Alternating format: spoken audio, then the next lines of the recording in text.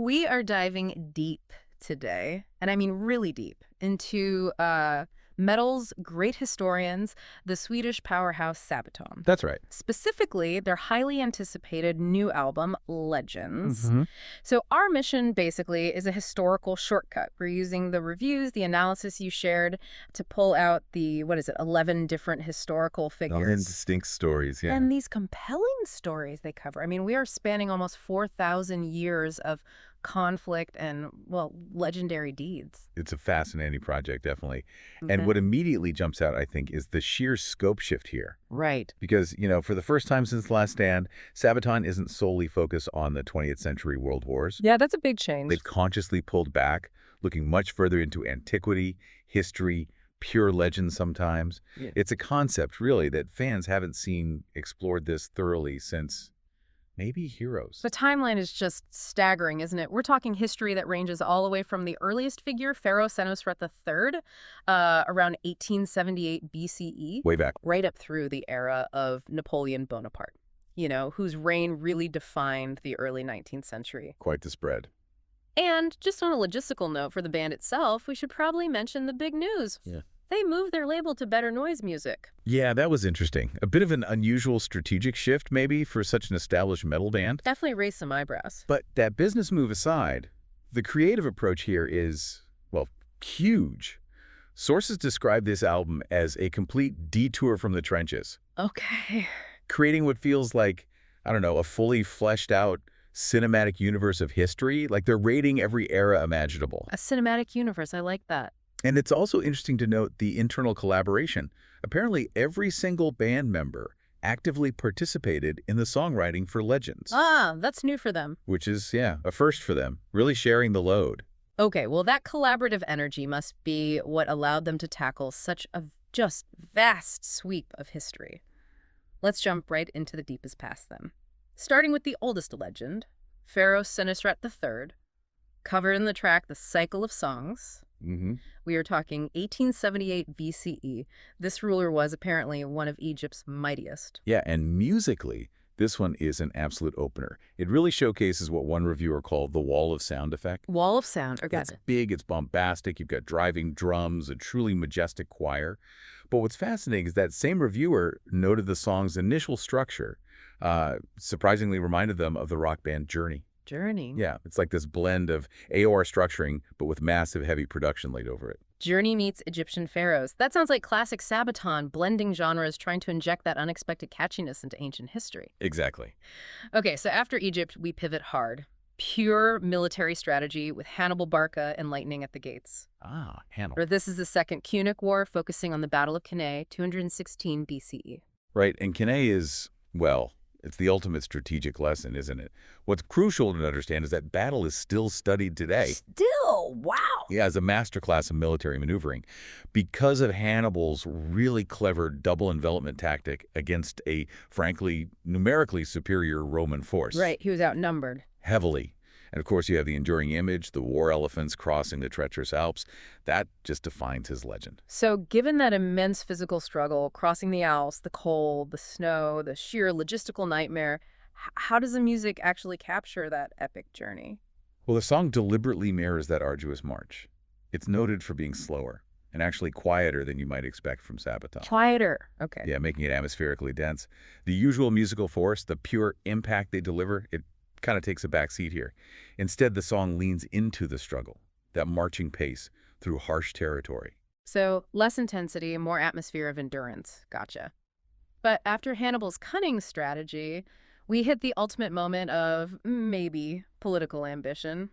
Julius Caesar and crossing the Rubicon. Ah, yes, Caesar. This track is all about that decisive moment. Why focus on the crossing?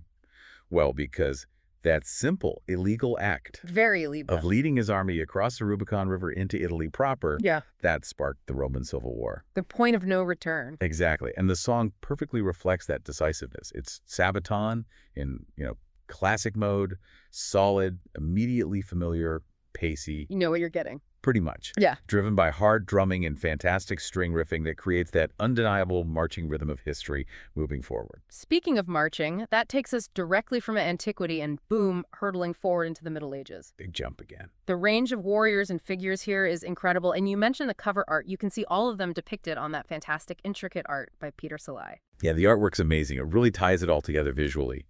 And this section opens with a powerful announcement of grandeur, Templars, focusing on the 11th century knights. Templars, right? This track immediately announces that new level of production, the ambition, Yeah. the choirs and strings, they swell to this magnificent, what one review called cathedral-level sound, Cathedral level, wow. delivering an incredibly engaging sing-along chorus. It's pure, polished metal opera. Really grand. And then what a contrast immediately follows. Right after that polished grandeur, we get the absolute raw energy of Genghis Khan and hordes of Khan. Total whiplash. Yeah, it's described as relentless, a track that just hurtles forward at full tilt Full speed ahead. with a repetitive refrain that acts like a primal battle cry. The deliberate contrast is just fantastic storytelling, isn't it? It Okay. moves from the heavy armor, the organized religious zeal of the Templars, to the sheer unstoppable nomadic speed and raw energy of the Mongolian conquest. But Sabaton doesn't just stop in Europe and the Middle East. They immediately swing east again to the Han Dynasty in China. Yes, to General Lu Bu in A Tiger Among Dragons. He was a 2nd century Chinese general, noted historically as a physically tremendous warrior. A powerhouse. But sources also emphasize he was, well, an ethically ambiguous figure. A shady character, one review said, betrayed multiple lords. Right, that ambiguity is critical to his story. Musically, the band reflects that epic scope using a heavy, percussive stomp. And subtle electronics, too, creating that atmosphere of war drums and massive armies. So it sounds big. Oh yeah, it's a track clearly designed to feel epic in an arena setting. Huge sound. Okay, shifting from ambiguous figures to the outright dark now. We dive into the history of Vlad III, or Vlad the Impaler, in the track Impaler. Ah, Vlad. This deals with the truly gruesome stories originating from the darkest parts of the Middle Ages, right? Absolutely. And this is where facts and, let's be honest, historical fiction really start to blur. It makes it almost impossible to discern the true historical actions from the exaggerated legends added over time. To enhance the terror. Exactly, to enhance his terrifying reputation. It's a perfect subject for heavy metal, really. Definitely. And here's where the musical analysis gets really interesting because the sources kind of conflict on this one. Oh, how so? Well, one review cited Impaler as a hulking slab of menace, claimed it evokes the epic gloom of Led Zeppelin's Kashmir. Wow, Kashmir, that's high praise. Yeah. And features the vocalist dipping into a near guttural vocal register. Sounds absolutely devastating. Right? It does heavy stuff. But another reviewer had a more critical take. They noted a potential flaw, finding the core melody somewhat monotonous, suggesting the song slightly falls into the background compared to others on the album. So it's a polarizing sound, maybe, for a highly polarizing yet legendary historical figure.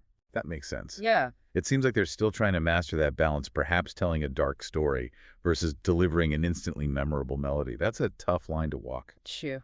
Okay, moving into the later periods now. Let's focus on figures who faced powerful resistance or ruled by sheer, uncompromising will. All right. We begin with Made of Steel, the indomitable Joan of Arc. Joan of Arc, yes. This track absolutely delivers on the power metal promise. Yeah. It's intense from the very first note, driven by heavy, uncompromising guitar riffs and drumming that set a blistering pace. But what's fascinating about the musical contrast here, I thought, was the balance they strike. The intensity is relentless, embodying the fierce spirit of her fight. Yeah, that fighting spirit comes through. But the bridge section actually captures the hopeful and motivational side of her story, culminating in a genuinely beautiful, soaring guitar solo. It's not just battle, there's belief there, too. Absolutely. Mm-hmm. A nice touch. Then we jump continents again for the Duelist, honoring Miyamoto Musashi. The Japanese sword master. The 16th century Japanese swordmaster, exactly. Mm. And it's important to remember, he wasn't just a warrior. He was highly noted as an artist, a craftsman, emphasizing a more holistic approach to skill. So how does the track musically represent that complex balance between the deadly warrior and the thoughtful philosopher? Well, it seems like a masterful musical reflection of Musashi's philosophy. Yeah. You know, cultivating the mind through the arts while perfecting martial skill. Right. The band balances power and calm.